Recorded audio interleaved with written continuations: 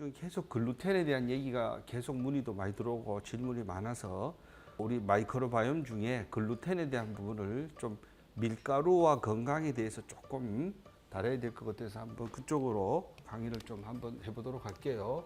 우리가 이제 밀가루와 이제 제가 건강이라고 이름을 짓고 도대체 밀가루가 왜 이렇게 사람 몸에 와서 이렇게 안 좋다고 얘기하냐. 뭐 과거에는 이런 얘기를 하면은 약간 좀 밀가루가 몸에 안 좋다고 하면 이상하게 들리는 사람들이 많았어요. 그런데 지금은 삼성병원 홈페이지에 올라가도 밀가루가 질병을 유발할 수 있다라고 이렇게 돼 있어요. 그 정도로 지금 밀가루에 대한 어떤 건강에 대한 부분들이 많이 지금 확산되고 있고, 의료계뿐만 아니라 뭐 식품영양학회라든가 이런 건강 관련된 있는 이런 단체들이 많은 부분들을 지금 얘기하고 있어요. 그래서 오늘은 이 부분을 조금 같이 한번 공부를 좀 해보도록 할게요. 밀가루. 자, 한번 밀가루. 이게 뭔 뜻이에요? 이게 미래가루죠, 미래가루. 한마디로 말하면 밀가루는 그냥 미래가루예요. 그냥 밀이 갖고 있는 가루를 밀가루로 가는데, 이게 지금 쌀보다 수요가 더 많이 늘어나면서 쌀보다 생산량이 전 세계적으로 더 많이 지금 가고 있어요. 그래서 세계 식량에 쌀보다도 밀가루가 더 중요한 요인을 차지하고 있어요. 이게 산업화가 커지면서. 그런데 이게 특징이 뭐냐면은 쫄깃쫄깃하고 탄력성이 있다 보니까 쌀보다 더 맛있는 거예요. 그래서 이걸로 여러 가지 음식을 막 만들어 먹고 과자도 만들어 먹고 이런데, 이 밀가루가 도대체 뭐냐는 얘기죠. 이 밀가루는 기본적으로 여러분이 안에 있는 성분을 보면은 이 밀의 가루는 거의 대부분 탄수화물이에요. 탄수화물이 70에서 75%가 들어있다라고 보시면 돼요. 하얀 밀가루에는 탄수화물이 70에서 75%가 들어있다고 보시면 되고, 두 번째, 여기에 이 쫄깃쫄깃하고 식감을 좋게 하고 모양을 만들어주는 이 글루텐이라는 성분이, 이게 단백질입니다. 글루텐 단백질이 몇 프로가 들었냐면 9에서 15% 정도 들어있습니다. 수치는 어떤 뭐 호주 밀이냐 미국 밀이냐에 따라서 약간씩 다르기 때문에 이 수치를 가지고 암기할 필요는 없어요. 대략 이 정도라고 보시면 돼요. 그래서 글루텐이라는 성분이 약 10% 들었다. 10에서 15%. 그 다음에 탄수화물이란 하얀 가루가 한 70에서 75% 들었다.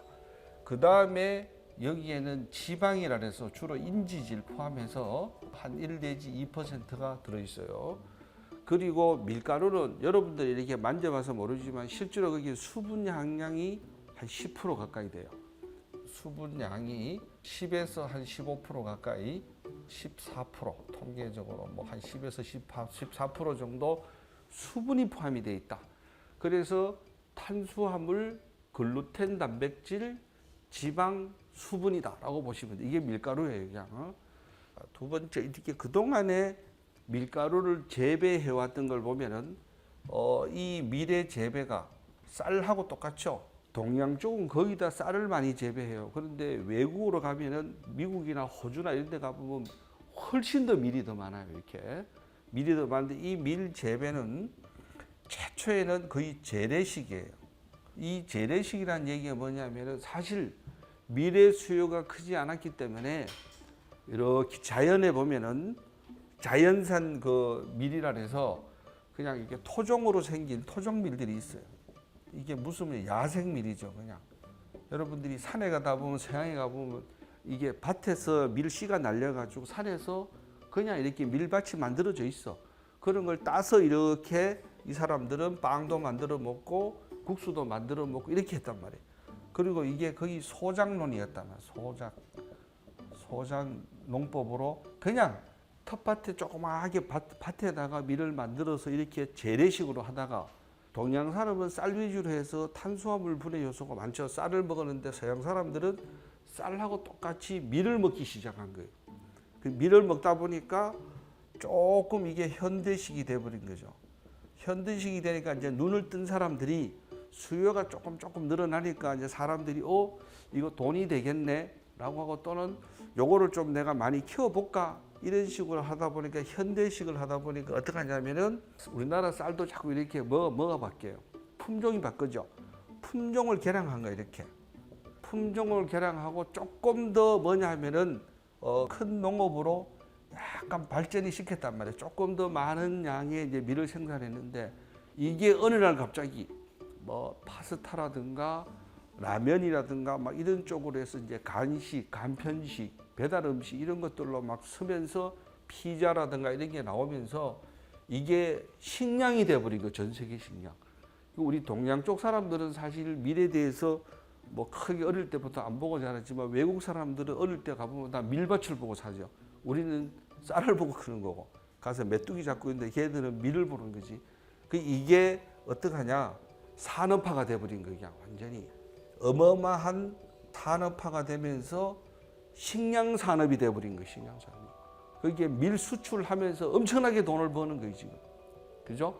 식량의 어떤 산업이 크게 발전하면서 이게 어마어마한 전 세계적으로 막 거의 전쟁하다시피 이제 완전히 막 그죠? 이게 무역이 돼버린 거지 식량 산업이 하나에. 그리고 경제로 돼버린 거 이게. 무역과 경제로 크게 농업 산업으로 이게 크게 크면서 어떡하냐? 이렇게 해보니까 어떤 아이디어를 내느냐? 유전자 변형을 시키는 거예요. 유전자 변형을 시키는 목적이 뭐예요? 일단 알이 굵어야 되잖아. 밀알의 크기가 막 굵고 그래야 생산량이 늘어나니까. 어떻게 해? 면적은 똑같은데 알이 굵으면 양이 많아져 안 많아져요? 많아지니까 돈을 벌잖아 그냥. 그러니까 알이 굵어야 돼. 그리고 옛날에는 이런 데는 가서 이래 가보면 야생밀 같은 거는 거의 절반은 다 버려야 돼. 집에 가서 보면 빈 것도 있고 뭐 병충해도 있는데 이렇게 되다 보니까 밀알도 굵고 병충해를 얻게 하는 거예요 그냥.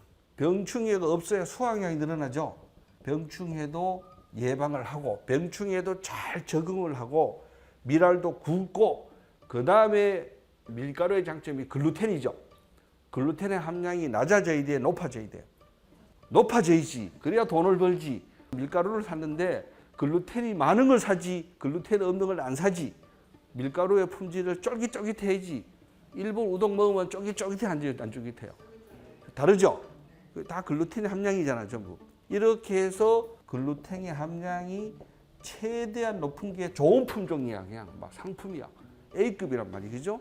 그렇게 이렇게 해서 이 밀재배가 재래식에서 현대식에서 산업화로 가버린 거죠. 이제. 그러니까 전 세계에 밀이 지금 막 어마어마한 양이 돼. 우리나라는 저쪽에 전라도 지방 쪽에 일부만 토종밀을 키우지 서울 같은 경기도는 볼 수가 없어. 그죠? 그런데 다른 나라 가보면 거의 다 대부분이 농업이 뭐예요? 밀입니다, 밀. 이게 막 세계화가 막 되는 거죠. 전부 이렇게 밀 재배가 늘어나니까. 그런데 이 밀가루와